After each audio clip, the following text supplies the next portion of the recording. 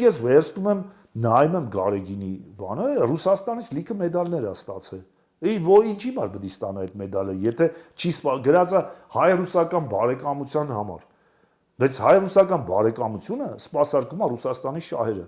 Դե մի հատ անեկդոտ կա, կարող է հիշեք, որ ասում է հայն ու ես ասում է ռուսն ու չգիտեմ ով, հայը թե ով, չգիտեմ։ Այդ մեն ասում եմ մի հատ ոսկի են գտեմ, ասում արի եղբայրաբար բաժնենք, ասում չի ախպեր, ճիլի հավասար բաժնենք, եղբայրաբար չեմ ուզում։ Հիմա եթե հայ-ռուսական եղբայրության բարեկամության պայմանական բան է ստանում մեդալ, դա նշանակում է ինքը ծառայել է ռուսին։ Որտեղ եւ որ ծառայել է, ծառայություն է մատուցել, էլի։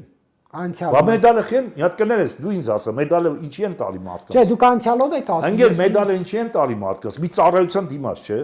Հա։ Դե հիմա որ իրան մեդալ են տվել, չեղա որ ծառայություն է մատուցել։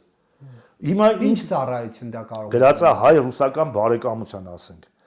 Հիմա այդ հայ-ռուսական բարեկամությունից պաշտոնականից դասի ասում, հա, մի հատ հայ-ռուսական բարեկամությունից միշտ շահելարուսը միշտ տուժել է հայը։ Նես չի եղել, որ շահելարուսը, բայց հայը չի տուժել, որ ասենք էլի նորմալ է, ոչինչ։ Ինչքան ինքը շահելարուսը, այդքան տուժել է հայը։